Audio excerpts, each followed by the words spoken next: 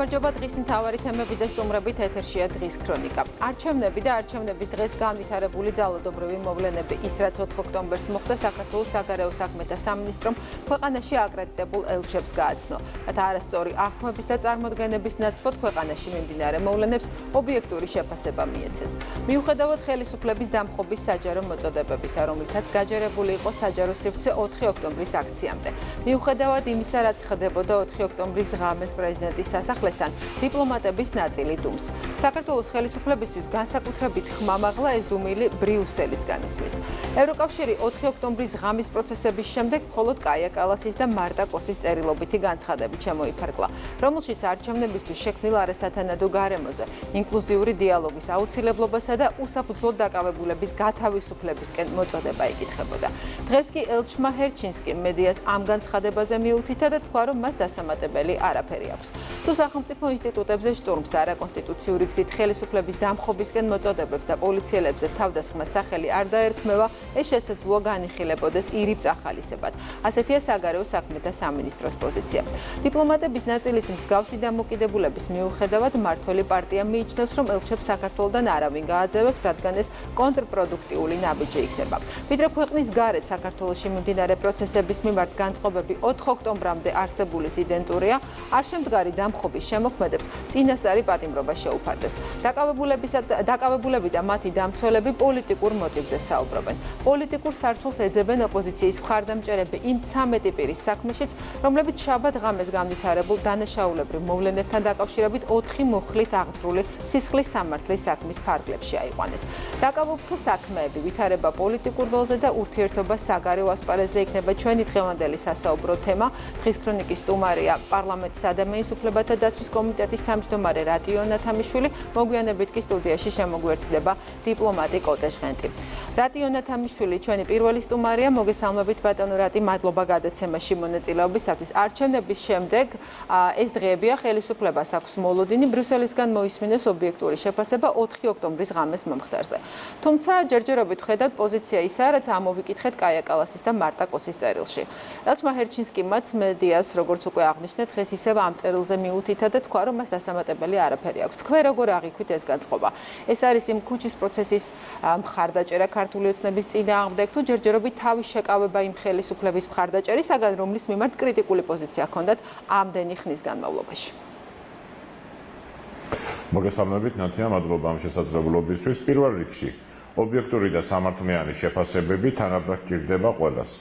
როგორც ჩვენ, ასევე იმ ქვეყნებს, რომლებსაც პატიცემული ელჩები წარმოადგენენ და ევროკავშირსაც. ვინაიდან ორმაგ სტანდარტებს არავისთვის არ მოაქვს სიკეთე. ჩვენ ეს არაერთხელ ვნახეთ და პირიქით ის, ვინც ცდილობს, რომ ორმაგი სტანდარტები განახორციელოს, აჩვენოს სხვადასხვა ქვეყნებში, საბოლოო ჯამში ეს ყველაფერი ბუმერანგივით უბრუნდებათ ხოლმე საკუთარ ქვეყნებში და ამისი არაერთი მაგალითი არსებობს. ამიტომ ობიექტურ და სამართლიან შეფასებებს ალტერნატივა არ გააჩნია. სამწუხაროდ წლების მანძილზე ჩვენ ვხედავდით პროექტს, რომლის მიხედვითაც იყო მცდელობა, რომ დიპლომატებისგან პოლიტიკური სპიკერების ტრანსფორმაცია მოხდარიყო. ეს პროექტი ჩავარდა საქართველოში, ამ ყველაფერმა ვერ იმუშავა და პირიქით უკუ ეფექტი ჰქონდა იმ ბიუროკრატებისთვის, ვინც ცდილობდნენ, რომ დიპლომატია პოლიტიკური ავანტიურისთვის გამოეყენებინათ. და ამ ყველაფრით სამწუხაროდ დააზიანეს საკმაოდ ჩვენ საზოგადოებაში ევროპული სტრუქტურების იმიჯი.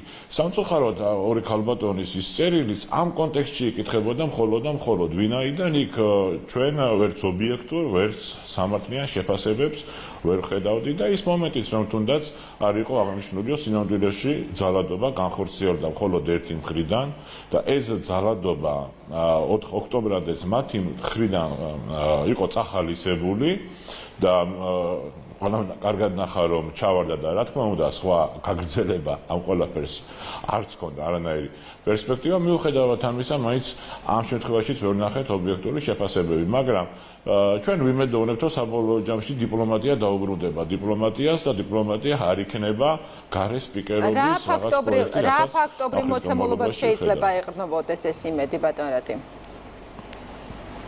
ეს არის ლოგიკური გაგრძელება იქიდან გამომდინარე, რომ ყველას თანაბრად სჭირდება სინამდვილეში ეს და ამის აღიარება უნდა მოხდეს უბრალოდ, იმიტომ რომ ეს მცდელობები და არაკეთილსინდისიანი მიდგომები საქართველოში არ ჭრის. ჩვენი საზოგადოება არის ძალიან ბრძენი და ჩვენი საზოგადოება არათუ ყველაფერს კარგად არჩევს, არამედ თავის სახელსაც არ ქმნევს და ამ ყველაფრის პასუხი იყო სწორედაც თვითმმართველობის არჩევნები, მათ შორის ვინაიდან 4 ოქტომბერს უპრეცედენტო მხარდაჭერა დაფიქსირდა ქართული ოცნების მიმართ ჩვენი საზოგადოების მხრიდან და ამ ყველაფერმა კარგად აჩვენა, რომ ჩვენი საზოგადოება ენდობა მხოლოდ ქართულ ოცნებას და მხოლოდ ქართული ოცნება ზრუნავს საკუთარ ხალხზე და იცავს ქართულ სახელმწიფოს და მის სუვერენიტეტს. და აი ამისი გამოძახილი იყო სწორედაც 4 ოქტომბერი, სადაც მილიონზე მეტი მხარდაჭერა დაფიქსირდა საქართველოს მასშტაბით ქართული ოცნების და თვითმმართველობის არჩევნებისთვის ეს ნამდვილად უპრეცედენტო იყო. და ჩვენ ვნახეთ დღეს რა სიტუაცია გვაქვს და რა რეალობა გვაქვს. ნაციონალური მოძრაობას ის ორი ძველი პარტია საერთოდ გამქრალია პოლიტიკური სივრციდან, არც საპარლამენტო მანდატები აქვს და ქვეყნის მასშტაბით არც ერთ მუნიციპალიტეტში არც ერთი მანდატი არ გააჩნიათ.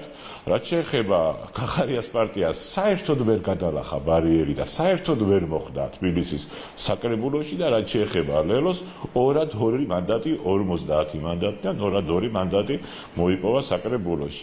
ეს ყველაფერი აჩვენებს, რომ რადიკალურ ოპოზიციაზე და ექსტრემისტულ ძალებზე უარსამობს ჩვენი საზოგადოება. და ესენი დღეს რადიკალურ ოპოზიციას აღარ წარმოადგენენ. ესენი არიან მოძალადე ექსტრემისტები.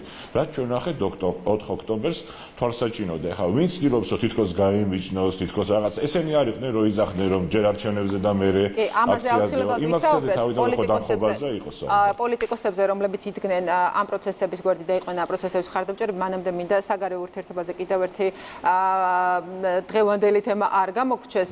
უმრავლესობის ლიდერის მიერ დღეს გასაჯაროებული პოზიცია, რომ სართული ოცნება გააგრძელებს ერთგვარად აემოთმინების პოლიტიკას და არ მიიღებს მკვეთრ გადაწყვეტილებას ზოგიერთ დიპლომატთან დაკავშირებით. აი ეს რა გრძელვადიან გათვლას ეფუძნება ეს აი სტრატეგიული მოთმინების პოლიტიკის გაგრძელება რა ვადებში ჯდება და ფიქრობთ რომ მხოლოდ ასეთი მიდგომა შეიძლება იყოს საკმარისი აი არსებული კომუნიკაციის გასაუმჯობესებლად საქართველოს ჩვენ ეს არის ჩვენი პოზიცია რომ ჩვენ აღნიშნულ ქვეყნებს ეს ვთქვათ არ მოიქცევით ისე როგორც იმსახურებენ მათი ცალკეული დიპლომატები, არამედ ისე როგორც ჩვენ ქვეყნების ისტორიული მეგობრობა იმსახურებს. ეს უფრო ძვირფასია ჩვენთვის სასაკვირველია და პერსონალურად და პირველად არაფერი არ გადაგვაქვს და მიგვაჩნია რომ ეს რა თქმა უნდა როგორც სახელმწიფო მართვაში, ასევე დიპლომატიაშიც მიუღებელია.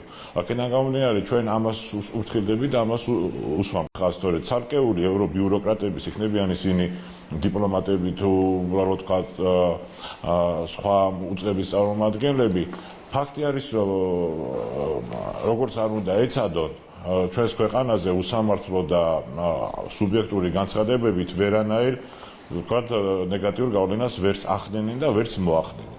ამიტომ ამას არ მივანიჭებთ სასაკვირველია ჩვენ ყურადღებას ვინაიდან ჩვენ ვიცით რომ ჩვენ მივდივართ სწორ გზაზე ვინაიდან ალბათ თქვენს დამეთანხმებით რომ საუკუნეები არის საქართველოს ესეთი თავისთავადი არასდროს ყოფილა და დღეს სახელმწიფო არის ერთი ძლიერი როგორც არასდროს არ ყოფილა თავისი დამოუკიდებლობის ამ ბოლოს 30 წლიან ისტორიაში. აქედან გამომდინარე ეს ყველაფერი ნიშნავს იმას რომ დღეს ქართველი ხალხი და ხელისუფლება ერთად ზრუნავს და ერთად იცავს ჩვენი ქვეყნის სუვერენიტეტს და ეს ყველაფერი სამართლიანი სწორი ჯანსაღი მიდგომებით არის განპირობებული. აქედან გამომდინარე პირველია დღეს აი იგივე ჰერჩინსკის განცხადებას რომ უსმენდი და ასევე მის ვთქვათ ვერბალურ და არავერბალურ კომუნიკაციას ერთი ქართული ანდაზა გამახსენდა, როდესაც თევზი ამბობს რომ სათქმელი ბევრი აქვს, მაგრამ პირის წყლით აქვს სავსე და სწორედ აი ამ მდგომარეობაში იყო.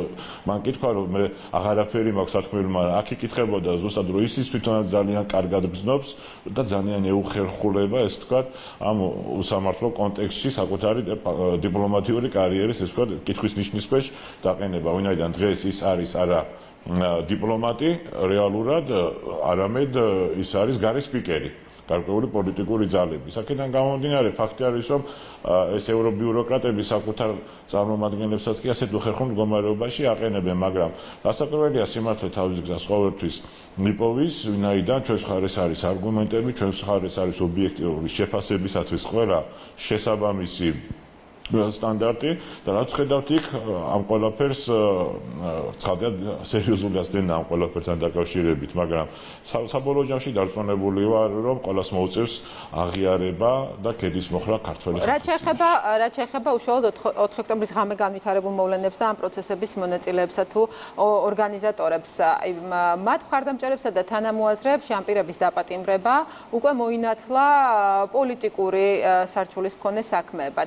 როგორ ფიქრობთ, შეიძლება ეს გახდეს ის საქმეები, რომელზეც საქართველოს ხელისუფლების წარმომადგენლებს შეიძლება ისევე მოგიწიოთ კრიტიკის ატანა, როგორც ეს იყო და არის გასული წლის დეკემბრის აქციებზე დაკავებულების საქმეების შემთხვევაში. პირველ რიგში დამხობა, მithumetes სახელმწიფოს დამხობა. ეს არ არის პოლიტიკა, ეს არის კრიმინალი. და ეს არის დანაშაული სახელმწიფოს მიმართ ჩადენილი. და რა თქმა უნდა, შესაბამისად იქნება ყველაფერი აღკვეთილი და შესაბამისი პასუხიც გაეცემა ყველაფერ ამას. ამიტომ ეს არის ცალსახად ვინაიდან სხვანაირად სახელმწიფოს სუვერენიტეტის დაცვა და განვითარება და გამყარება არ ხდება.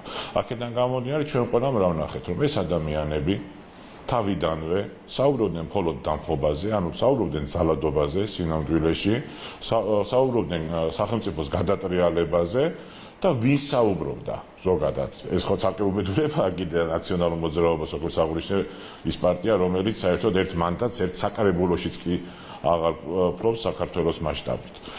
და საერთოდ მხარდაჭერა ვისაც არ გაჩნდა, ვისაც არ ენდობა საკუთარი მცირერიცხოვანი ამორჩეველის და ეხლა აი ამ მოვლენებითაც ასევე ისიც დავინახეთ, რომ ფაქტობრივად ისინი როგორი დაბალი წარმოდგენის არიან თავიანთ მხარდამჭერების მიმართაც კი რა, რომ თქვა 200 ადამიანზე თუ ეთქვიან 200.000 არის, რომ გონიათ რომ ეს 200 ადამიანი დაიჯერებს, რომ 200.000 არის და ასე შემდეგ. ნუ აი ასეთი დამოკიდებულება აქვს საკუთარი ამორჩევლის და მხარდაჭერის მიმართაც კი. და ესეც განპირობებულია იმით, რომ სინამდვილეში ისინი სწორებას იღებენ როგორც აგენტები საკუთარ დამსაქმებლებზე და არა ბრჭყალებში როგორც პოლიტიკოსები უნდა იღებდნენ საკუთარ ამორჩეველს. აი ეს განსხვავება არის სასაკვირველი. აქედან გამომდინარე, რა თქმა უნდა, ეს იყო სახელმწიფოს მიმართ ჩადენილი დანაშაული მათი მხრიდან და აი ამ ყველაფერში ასევე განსაკუთრებით ამორალური არის ამ ადამიანების საქციელი, ვინც 4 ოქტომბრამდე ასევე ენთუზიაზმით საუბრობდნენ დამხობაზე, ასევე მხარს უჭერდნენ დამხობის სცენარს, მაგრამ მას შემდეგ რაც ჩვენ დამხობილი ექსტრემისტ და მოძალადე ჯგუფები ვნახეთ, თითქოს გაემიჯნენ მას, მაგრამ პასუხისგებლობას ვერ გაექცევიან. მათ შორის არის სასაკვირველია სალომე ზურაბიშვილის, რომელიც ამბობდა, რომ არჩევნებზე არ უნდა წასულიყო და უნდა მოსულიყო აქციაზე და იქიდან საკუთარი წვლილი დამხობაში უნდა შეეტანა და ასე შემდეგ. მას შემდეგ რაც ჩაფრავდნენ, მერეც სადეს ვიღაცებმა გამიჯნა, ეს სასაკვირველია პირიქით, კიდევ უარესია მათთვის. აქედან გამომდინარე, ვფიქრობ, რომ ეს პროცესები საბოლოო ჯამში ქართულ პოლიტიკურ სივრცეს ესეთი ოდიოზური და მარგინალური ჯგუფებისგან გაწმენს, ანუ გაწმენს აგენტურისგან და რა თქმა უნდა აგენტურის ადგილი პოლიტიკაში არ არის. აგენტურის ადგილი სადაც არის, ამას ჩვენ კარგად ვხედავთ. დიდი მადლობა, რატიო ნათამიშვილი საპარლამენტო უმრავლესობის წევრი იყო ჩვენი სტუმარი, ახლა კი სტუდიის სტუმარს მივესალმები, დიპლომატი კოტე ჟღენტი გვეწვია დღის ქრონიკაში. მოგესალმებით ბატონ კოტე, დიდი მადლობა მობრძანებისათვის. თქვენთან საუბარი მინდა დავიწყო იმ შეხვედრით, რომელიც დღეს შედგა საგარეო საქმეთა სამინისტროში. როგორც შევიტყვეთ, ეს იყო მიზანი ამ შეხვედრისა ის, რომ ელჩებისთვის მიეწოდებინათ სრული ინფორმაცია იმის შესახებ, თუ რა მოვლენები ვითარდებოდა 4 ოქტომბერს თბილისში. მოდი გითხარით, რა მექანიზმია ასეთი ტიპის შეხვედრა დიპლომატიურ საქმიანობაში და ჩვენს კონკრეტულ მოცემულობაში რა შედეგი შეიძლება ასეთ შეხვედრას მოყვეს? მადლობა, მივესალმები ტელემაყურებელს. კლასიკური დიპლომატიის კუთხით თუ ვიტყვით, რაც მოისმინეს დღეს ელჩებმა, ის უნდა დაამუშავენ არა მხოლოდ ის, რაც პირველმა მოადგილემ მინისტრის გააცნო, არამედ რაც მინისტრმა ილაპარაკა შემდეგ ჟურნალისტებთან, ისიც რაც მოხდა ქვეყანაში, ამის ანალიზი უნდა გააკეთონ, თავის წინადადებები უნდა დაურთონ და გააგზავნონ სამშობლოში, ანუ თავის სამინისტროში და შესაბამისად მთავრობასთან. ეს არის კლასიკური სქემა. ამის მიხედვით რა რეაქცია მოყვება ამ მიწოდებულ ინფორმაციას, ეს დამოკიდებულია ჩვენი ქვეყნის ურთიერთობასთან იმ ქვეყნებთან, სადაც ეს გაიგზავნება. მაგალითად, ეხლა ძალიან ბევრჯერ თქვით უკვე და ზოგს შეიძლება მობეზნა ამის გამეორება, მაგრამ რა ინფორმაციას გაუგზავნეს სერჯინსკი ახლა მარტაკოს და იმას რა ქვია კაია კალას და ან ისინი რა სიტყვიან განსხვავებულ საინფორმაციოს მიღების მერე მე მაგალითად არანაირი მოლოდინი არ მაქვს რომ რამე შეცვლიან და ან რამე შეიცვლება იმ განცხადებებთან მიმართებაში რაც მათ უკვე გააკეთეს იმიტომ რომ ეს არის ერთი ხაზი რომელიც ამ ეხლანდელ ევრობიუროკრატიას ჩამოყალიბებული აქვს და იქნება შესაბამისი რეაქცია, როგორც ჰქონდა ადრე ყველა იმაზე, არაერთხელ უთქვიათ თეთრზე შავიაო და ხა გაუჭირდებათ, რომ კიდე ერთხელ თქვა. სულ სხვანაირი რეაქცია იქნება, რა თქმა უნდა, ისეთ ქვეყნებში, სადაც ჩვენი ინტერესები მათ ინტერესებს ემთხვევა, მათი მთავრობისას და გაცილებით უკეთესი ურთიერთობები გვაქვს, ხო? მაგალითად უნგრეთში, მაგალითად სლოვაკეთში. რაღაც საკითხებში თანხმედრა არის ავსტრიასთან და იტალიასთან, ხო? ჩეხეთთან მაგალითად ხო ნახეთ ჯერ ვერ მოესწრო იქ შეცვლა ორიენტაციის საგარეო საქმეთა სამინისტროში მართალია ჩვენ ყველამ ვინც აღარ ვაზრობთ და გვინდა ურთიერთობების გაუმჯობესება ჩეხეთთან გაგვეხარდა ბაბიშის გამარჯვება და იმედი გვაქვს რომ გამოსწორდება ეს მაგრამ აი დღეს ისეთი განცხადება იყო საგარეო საქმეთა სამინისტროში ხო ჩეხეთამდე იყო ნორვეგიის საგარეო საქმეთა სამინისტრო ლატვიის საგარეო საქმეთა სამინისტრო ანუ არ ყოფილა ჯერ მოლოდინი იმისა რომ ელჩების მხრიდან შეიძლება დაალოდებოდნენ გარკვეული ინფორმაცია და განწყობებით შესაბამისი რაც ხო პრინციპში უნდა დაალოდებოდნენ ახალი არ არის აი რა პერიოდი შეიძლება იყოს მე ჩვენ რატისთანაც საუბრობდით იმაზე რომ აი რა პერიოდზე შეიძლება იყოს გათვლა და რა შეიძლება ეფუძნებოდეს მოლოდინი რომ აი ეს ურთიერთობები გარკვეულწილად შეიცვლება. გეტყვით არაერთხელ მეთქვამს და გავიმეორებ.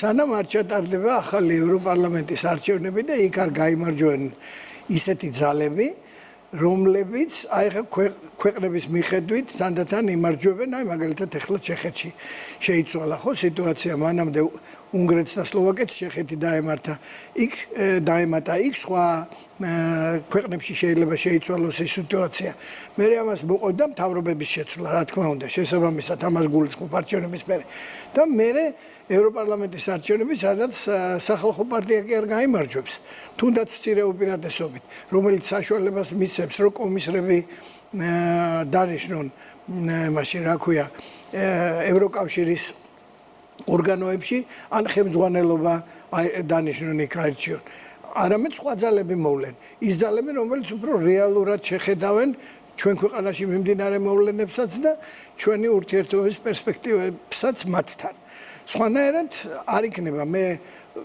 პირადად დარწმუნებული ვარ რომ თუ ეს ძალები სანამ დარჩებიან და სანამ იქნებიან ისეთივე განცხადებები იქნება კოსისგანაც კუბილიუსისგანაც კალასისგანაც და ნუ ასე შემდეგ. მოდი ახლა ვისაუბროთ იმაზე, აი ამ მოცემულობაში და როცა სურათი არის ასეთი, რა შანსი და რა პერსპექტივა აქვს საქართველოს მიერ არჩეულ აი ამ სტრატეგიული მოთმინების პოლიტიკას და ცალმხრივი მეგობრობის პოლიტიკას. ხო, დღეს მოვისმინეთ ჩვენ განცხადება უმრავლესობის ლიდერისგან, რომ ხელისუფლება არ აპირებს ხისტი ნაბიჯების გადადგმას, ხო? აი ამ ხისტ ნაბიჯს რა შეიძლებოდა მოყოლოდა და არჩეული სტრატეგია რამდენად ეფექტიანი და შედეგიანი შეიძლება იყოს. მე პირადად სხვა გზას ვერ ვხედავ. გარდა იმ პოლიტიკისა და იმ გზისა, რასაც ახლა მიყვება ჩვენი მთავრობა და როგორც ჩვენი საგარეო პოლიტიკა მეტის, იმიტომ რომ ეს არის მაქსიმუმ რისი გაკეთება შეიძლება აი ამ სტრატეგიული მოთმინებით და აი ესეთი მიდგომებით, პრაგმატული მიდგომებით, რაც მთავარია, ყველაზე უფრო ყველაფერთან მიმართებაში. არა მხოლოდ ცალკეულ სახელმწიფოებთან და მათ ელჩებთან მიმართებაში, არამედ იგივე გლობალური ომის პარტიასთან მიმართებაში. რამდენჯერ გვითხოვს, რომ რა თქმა უნდა ჩვენ ვართ ნაწილი ჯერ რეგიონის, მერე მსოფლიო პოლიტიკის და სანამ არ გადაიჭრება ეს გლობალური საკითხები, რასაც ქვია ეს რუსეთ-უკრაინის ომი, ეს ერთი საკითხი გლობალური აი რაღაცნაირად დაიძრა თითქოს თუმცა მე როგორც აღმოსავლეთ ცოდნას მანდამაინც დიდი იმედები არ მაქვს ამის, იმიტომ რომ მანდამაინც არ ველოდები რომ ამას შეასრულებს ყველაფერს რაც შესთავაზეს ჰამას, მაგრამ ის საკითხის თუ გადაიჭრა და იქ სისხლსულა მორჩა და სხვანაირად დაალაგდა სიტუაცია ახლო აღმოსავლეთში, ეს აი დღეს არის ზუსტად 7 ოქტომბერი, ხო? დღეს მივიდნენ იქ და აი სურათები და ნუ ნახეთ ალბათ კადრები, ხო? რა მოხდა, რისგან დაიწყო ეს ყველაფერი. აი ეს ორი გლობალური საკითხი, შემდეგ ეს ზესახელმწიფოებს შორის ურთიერთობების დაალაგება და ამას მოყობა ცვლილება ჩვენთან ურთიერთობის და დამოკიდებულებაშიც, რა თქმა უნდა. ხო, მაშინ ახლა იმაზეც ვისაუბროთ, სანამ გვაქვს დრო, ჩვენთან რა სიტუაცია შეიქმნა და რა სურათიც არის ახლა პოლიტიკურ ველზე, აი ამ მოცემულობას რა გავლენა შეუძლია მოახდინოს აი ამ ურთიერთობის გადატვირთვაზე? რეალობას უნდა გაუსწორონ თვალი. ეს რაც მოხდა ჩვენთან, ამას უყურადღებოდ ვერ დატოვებენ. ეს გამორიცხულია. იმიტომ რომ ეს ამან იმოქმედა აშკარად ქვეყნის როგორც საშინაო მდგომარეობაზე, ასევე იმოქმედებს ჩვენ საგარეო პოლიტიკაზეც.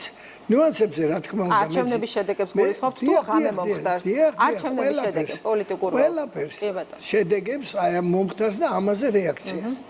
ეს ქვეყანაში მოხდა კი ბატონო, მაგრამ ამას რომ მიაწოდენ ამ ინფორმაციას ის მთავრობები ხო ანალიზებენ ამას ყველაფერს და ფიქრობენ რომ აი ეხლა ყოველ შემთხვევაში უნდა იფიქრონ ეხლა საქართველოსთან რაღაცა უნდა შეიცვალოს, იმიტომ რომ რაღაც სხვა სიტუაციაა. თქვენ რო კითხეთ თქვენ წინა რესპონდენტს მაინც იგივეს გაიმეორებენ თუ არაო ამ დაკავებულებთან დაკავშირებით. რა თქმა უნდა, იქ არის ძალები, რომელიც აუცილებლად იგივეს გაიმეორებენ, ისე რომ გამოაცხადებენ, რომ ისინი არიან აქამდე გავრცელებულ განცხადებებში ეს მინიშნებები უკვე ვნახეთ. ხარს არ იტყვიან მაგაზე, იმიტომ რომ ეგეთ საკითხებში უკან დახევა მათთვის, ნუ მე არ მახსოვს ესეთი რა ქვია, როცა აი ესეთი გენერალური ხაზისგან ესე გადაეხვიოთ. არასწორი ხაზისგან ჩვენი თვალთახედვით. და იმისგან რომ ძალიან ბევრ რამეში ჩვენ ვთვლით, რომ არასწორი მიდგომაა საქართველოს მიმართ და იმ მოვლენების მიმართ, რაც საქართველოში ხდება. მაგრამ რეალობაა და ამ რეალობას უნდა გავუსწოროთ თვალი და ამ რეალობას უსწორებს თვალს მთავრობა ჩემი აზრით და მაგიტო აქვს ესეთი პოლიტიკა. ანუ დრო და მოლოდინი გარემოებების ცვლილება, რაც უნდა მოიტანოს დრო, ეს არის მნიშვნელოვანი ფაქტორი. გვინდა თუ არ გვინდა, აუცილებლად ეს მოითხოვს რაღაც პერიოდს, რომ აი მე გამოჩნდეს რაღაც. მადლობა ბატონ კოტე, კოტეშხენდი დიპლომატი გახდათ, დღის ქრონიკის სტუმარი. ჩვენი გადაცემა ამით დასრულებულია. დაელოდეთ დღის მთავარ საინფორმაციო გამოშვებას ზუსტად 8 საათზე. მე გემშვიდობებით პარასკევამდე ნახვამდის.